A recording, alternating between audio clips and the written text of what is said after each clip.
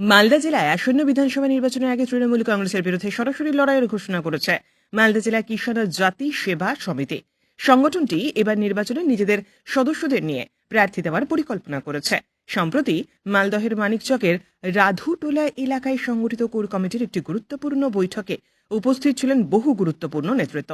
সংগঠনের জেলা সম্পাদক আশিস মণ্ডল সহ অন্যান্য নেতৃত্বরা এদিন এই বৈঠকে অংশ নেন। আশিসবাবু জানান, তৃণমূলকে হারানোর জন্য তারা প্রস্তুতি নিচ্ছেন। প্রতিটি বুথে, প্রতিটি গ্রামে তাদের সংগঠনের সদস্যদের নিয়ে আলোচনা চলছে।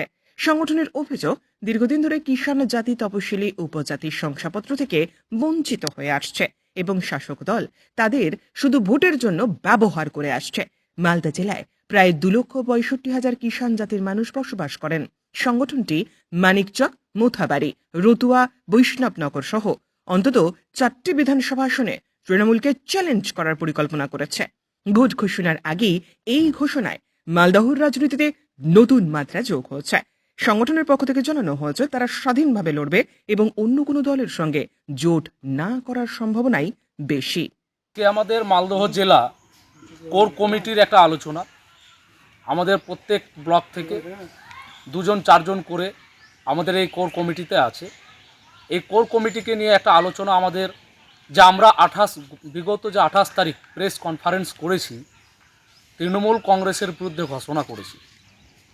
সেই ঘোষণায় আমাদের মালদহ জেলা প্রত্যেকটা এলাকায়, প্রত্যেকটা গ্রামে আমরা বসেছি, আলোচনা পর্ব আমরা সমাপ্ত করেছি।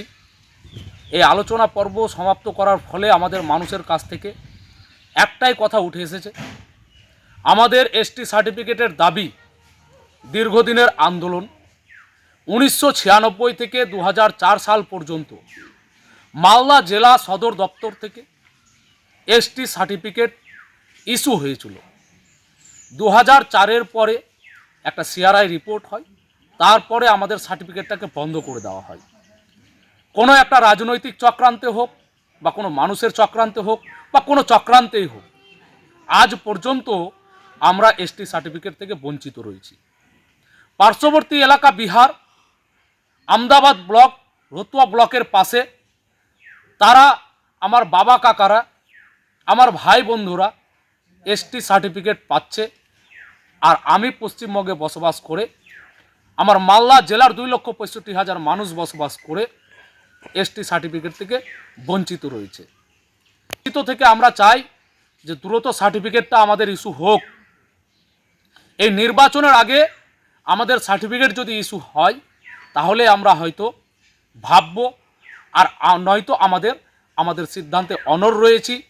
আগামী দিনে আমাদের কথা যিনি ভাববেন তার সাথে আমরা ভাবব। ভোট ঘোষণা এখনো হয়নি, তবে তৃণমূলকে হারানোর জন্য আমরা প্রত্যেকটা বুথে বসছি, প্রত্যেকটা গ্রামে বসছি। আমাদের পক্ষে এবার কে কেমন সমর্থন করছেন, আমাদের পাশে কে কিভাবে দাঁড়াচ্ছেন, আমরা সেটাও দেখব। শুধু কি তৃণমূলকে হারানোর নাকি অন্য কোনো দলকেও? দেখেন, অন্য কোনো দল যদি আমাদেরকে নিয়ে না ভাবে তাহলে তাদেরকেও আমরা হারানোর চেষ্টা করব। বর্তমানে এখন আমরা সর্বদলীয় কোনো রাজনৈতিক দল আমাদের পক্ষে নেই যা আমাদেরকে নিয়ে ভাবছেন। সব দলকেই আমরা ভাবনায় রাখব। তৃণমূল ছাড়া অন্যান্য যারা আছেন, আমাদের ঈশা খান আছেন এমপি সাহেব, উনি কিছুটা কাজ এগিয়েছেন, আরও উনি কাজ করে যাচ্ছেন। কতটা করছেন দেখি। আমাদের বিজেপিরাও কতটা কাজ করছে দেখব, সিপিএম কতটা কাজ করছে সেটাও দেখব। আমার জাতের হয়ে যারা লড়াই করবেন, আমাদের জাতের হয়ে যারা রাস্তায় নামবেন, ওনাদের পক্ষে আমরা চেষ্টা করব আলোচনা সাপেক্ষে। নয়তো ভোট ঘোষণার পরে আমরা আবার পুনরায়, আমরা আজকে কোর কমিটি বসেছি, জেলা কমিটি বসে আমরা পূর্ণাঙ্গ সিদ্ধান্ত নিয়ে আমরা আপনাদের মাধ্যমে আমাদের সিদ্ধান্ত জানিয়ে দিই। Bureau report, Bengal news update.